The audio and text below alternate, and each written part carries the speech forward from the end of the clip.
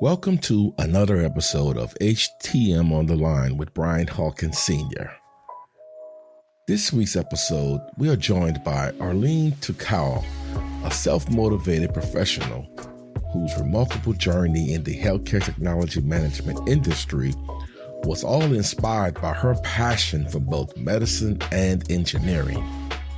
Arleen shares her insights on navigating a fast-paced world of HTM, the joys and challenges of working in a hybrid environment, and her vision for the industry's future, reflecting on her diverse experiences living and working across the United States. Whether you're an aspiring HTM professional, a seasoned veteran, or simply curious about the field, Arleen's journey offers valuable lessons and inspiration. Let's get into this week's episode with Arleen Thukral.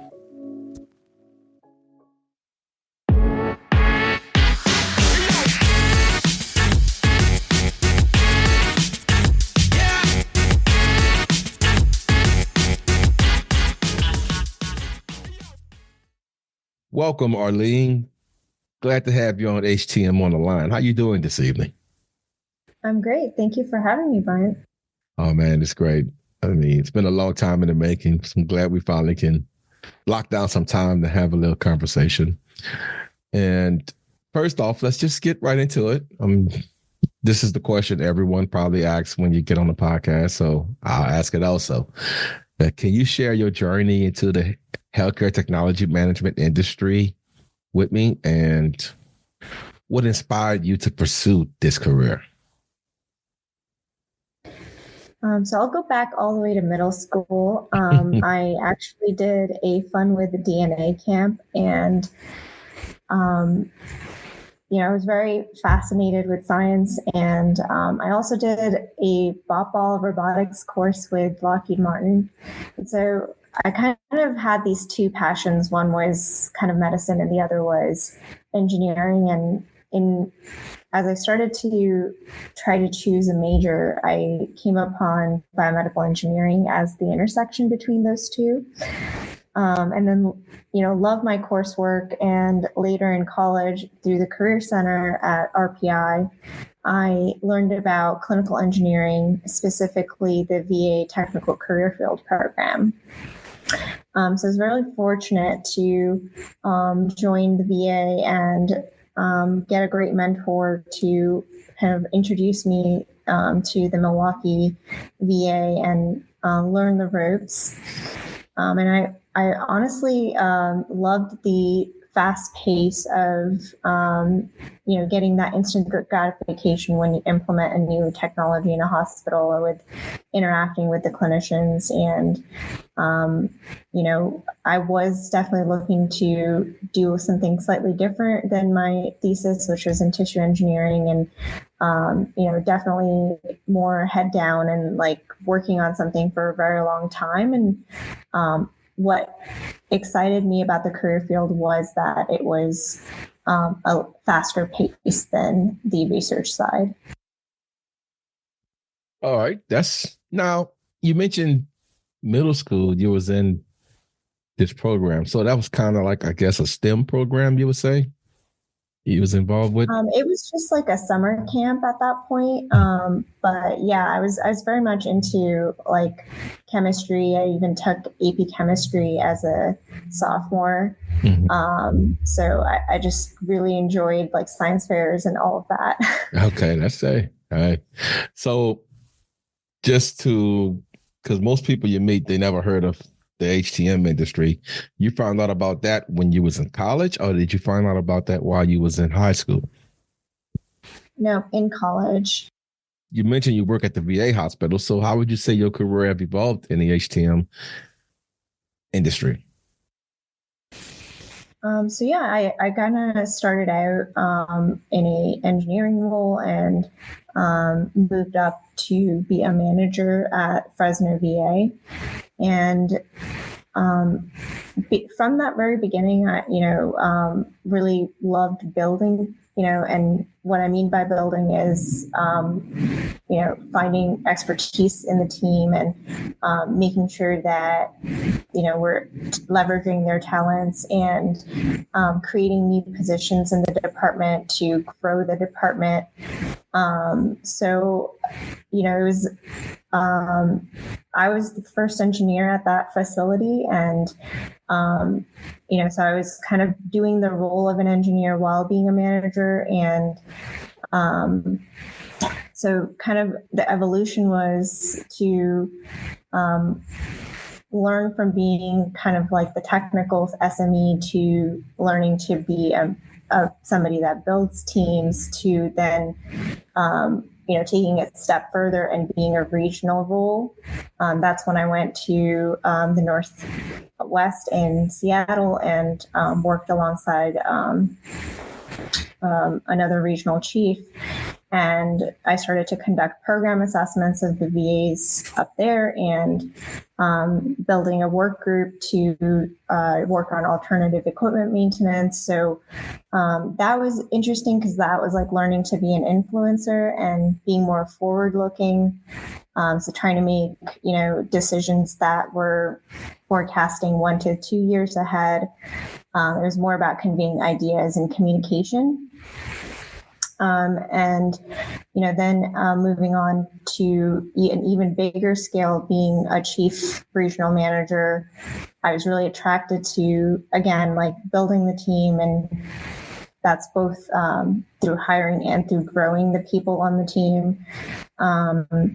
And in this region in New York and New Jersey, we have a service line set up. So it's much more, possible through the consolidated service line to implement big changes like we implemented on-call program several years ago. And we've moved forward to implement a modern CMMS. So definitely it's become a focus from being an SME to being, focusing on interpersonal skills and leadership, and kind of evolving to grow people. I love when I hear leaders talk about the pleasure and joy they get out of helping that next generation. Now, Arleen, I'm sitting here listening to you, and let's try to put this timeline in a box here. I've heard you mention Milwaukee, Seattle, New York, New Jersey. So it seems like you've kind of traveled around the country a little bit, have you? Yeah, I was very comfortable with, living in a new place, given that I'm an immigrant. I was born in India and moved to America when I was 9. So I definitely am like kind of comfortable with like going to a new place and getting your bearings there. And I guess I always thought it was exciting to, have the job take me somewhere new. So I was always willing to apply and for that next step and in a new place. All right. Without making someone upset, I won't say what's the best place you work, but what would you say was your most favorite city you've lived in since you've been in the States? Oh, that's so hard too. Well, I love the outdoors, and I really did get to explore both California and Seattle area and the national parks there. So honestly, I can't pick. Each place has its pros and cons, and it was a joy to get to explore each place I've lived. Okay, great. Now are you full-time in-house, or are you remote? How you work? What's your work schedule like? So currently my work schedule is hybrid. So I go in 2 days a week and I work from home 3 days a week.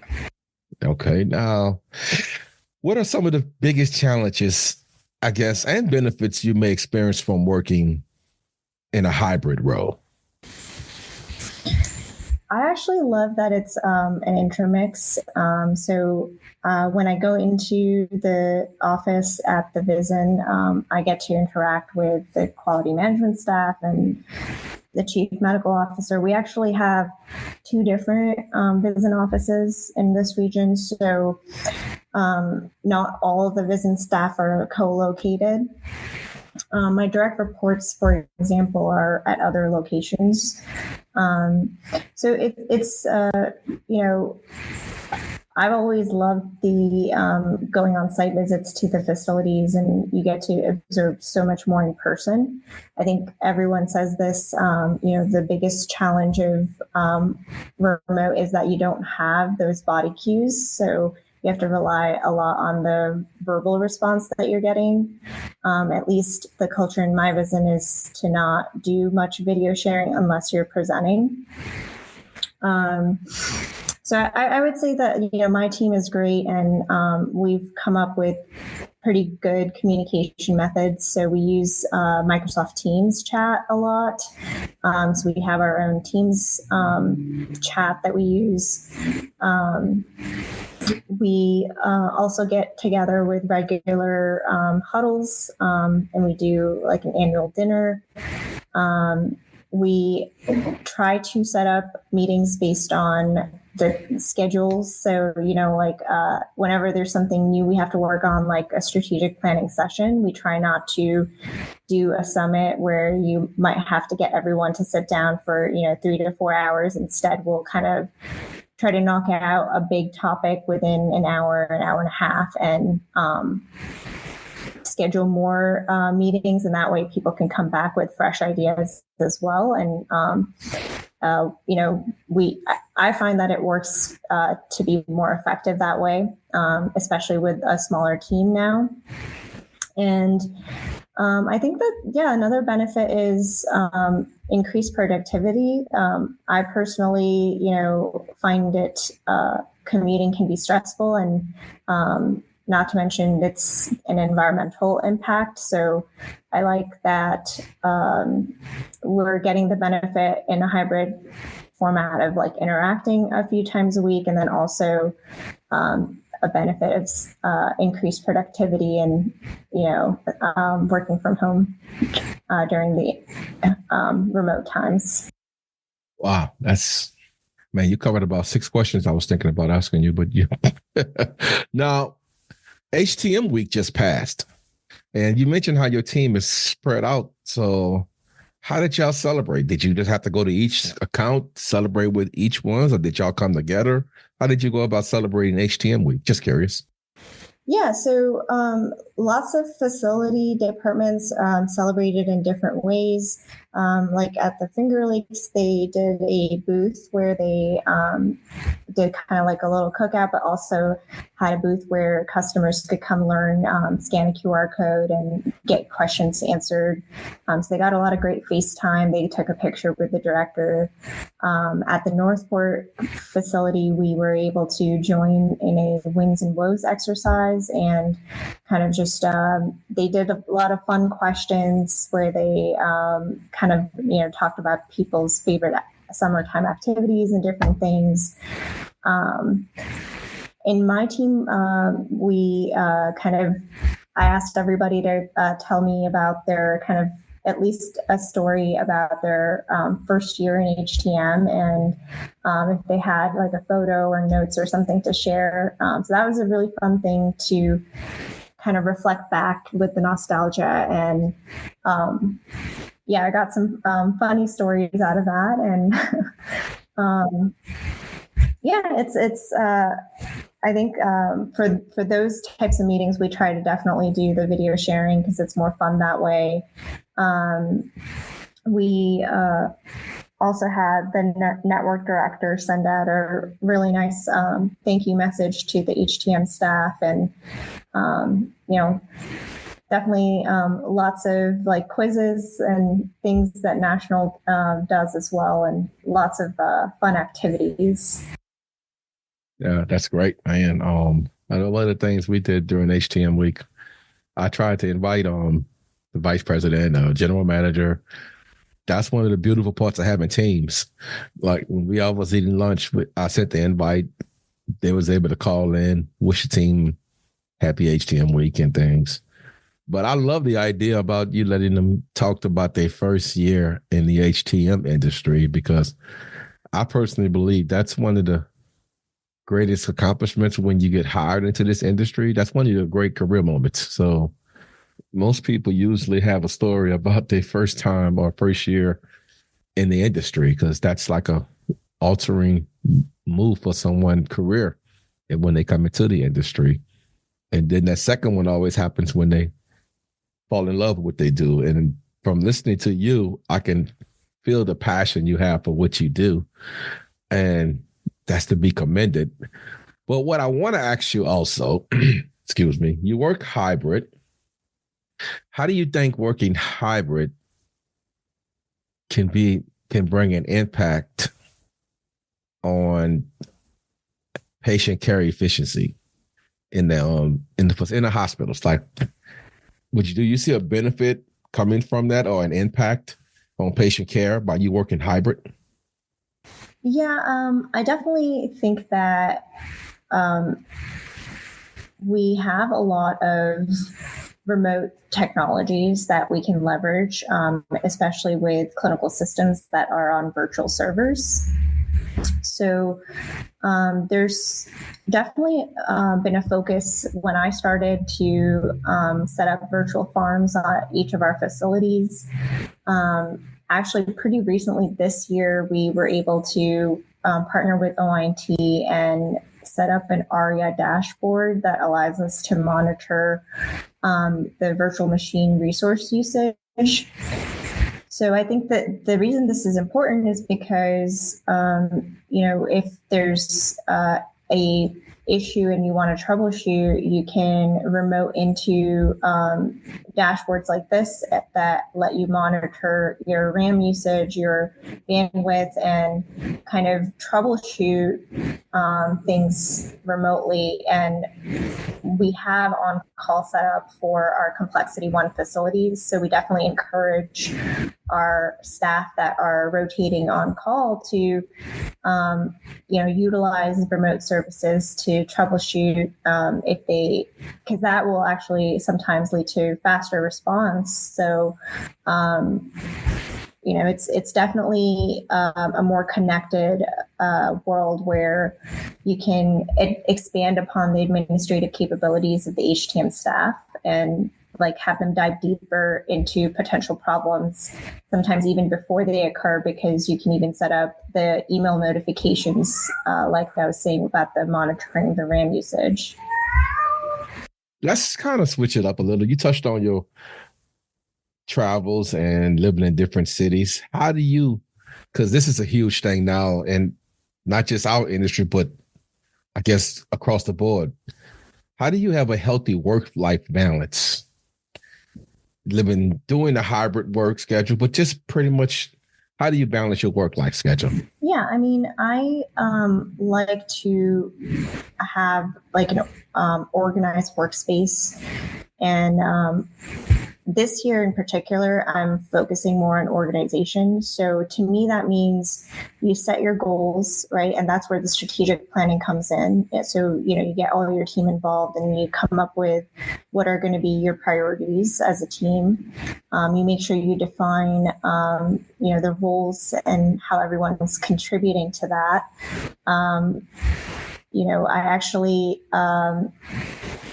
try to give guidelines to my staff so they know how I would prioritize something too. So, is this a hard deadline to be met? Can extensions be requested? Is there a long-term impact for not getting something done?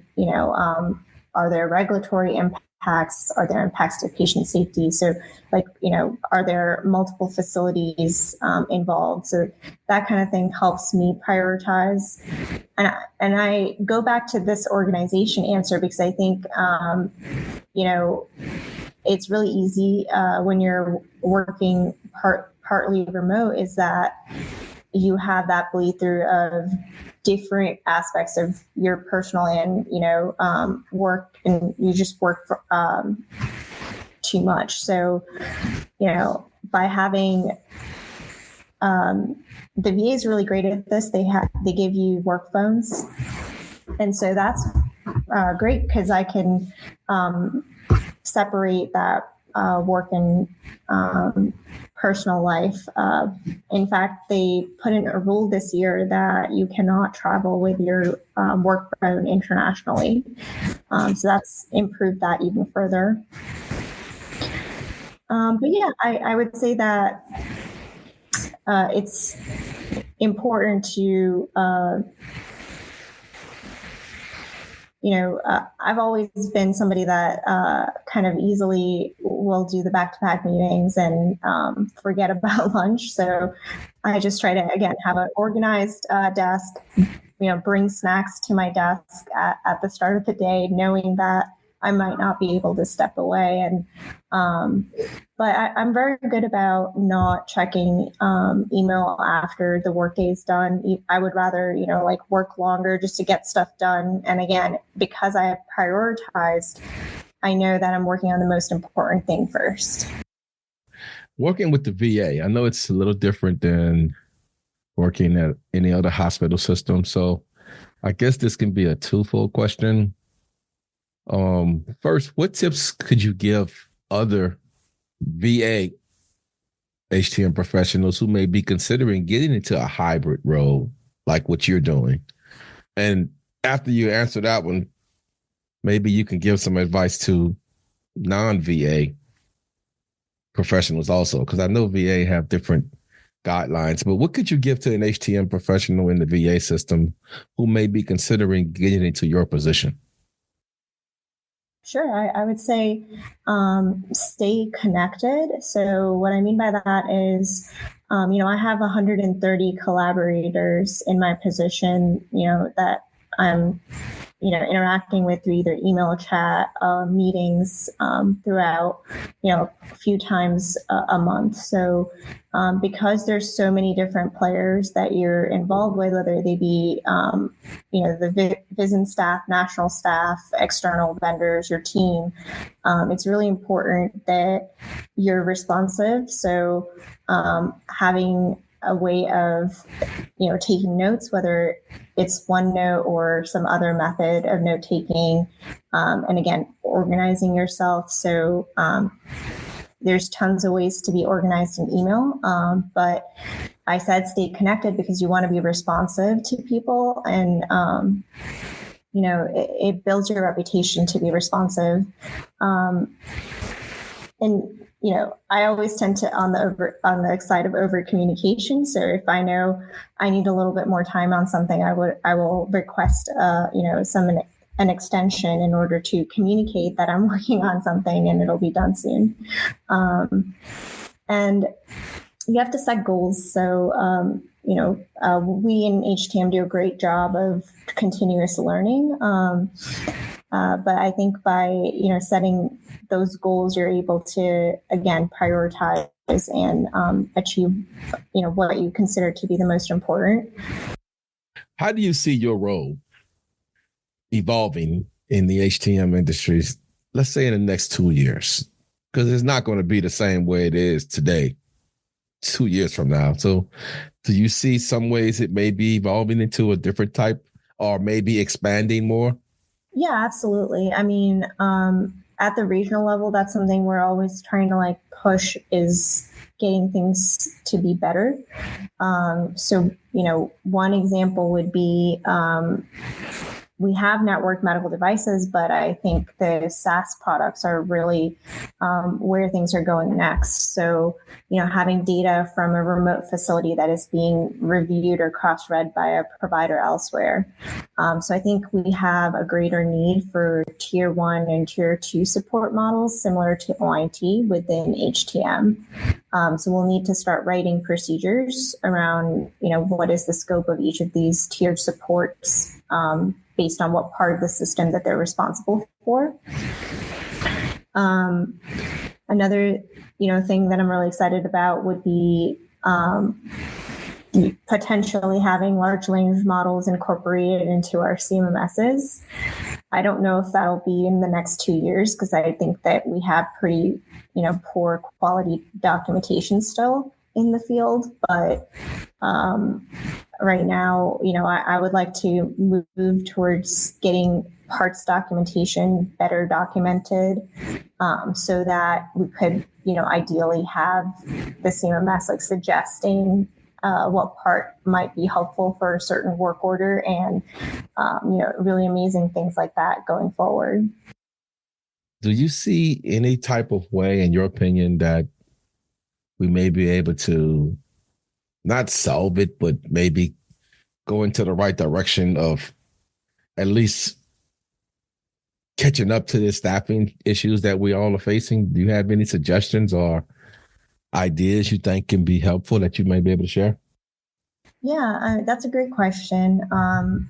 I don't know if we can, get more people into the field that have experience. I think that will remain a challenge, but I think what we can work on is how do we train those people that are new to the field faster and more efficiently, and to create a tool for that.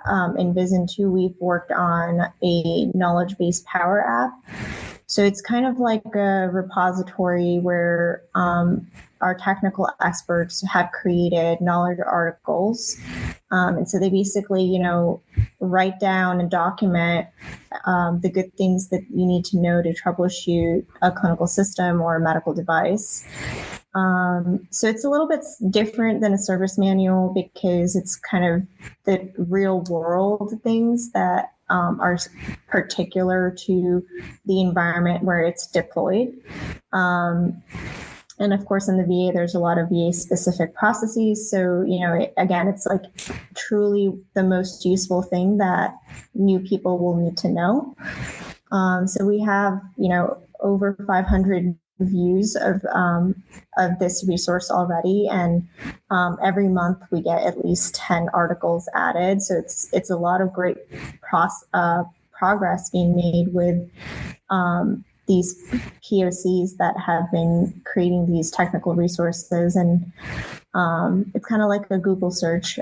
So any word in the article or the title of the article will bring up the relevant based on the keyword that's been searched. And, people have given really good feedback in terms of, utilizing it and thus gotten involved in writing articles as well. Are you attending any shows coming up soon? Yeah, I'll be at Amy this June. Very excited. Are you presenting or just attending? Or? Yes, I'm presenting with Alicia Smith's Freshwater, and we're actually going to be talking about improving your interpersonal skills to succeed in leadership roles. So just wanted to put a quick plug in. Okay, what day are you speaking and what time? On Monday at 8 a.m. and we'll be, talking about self-limiting habits and how to mitigate them.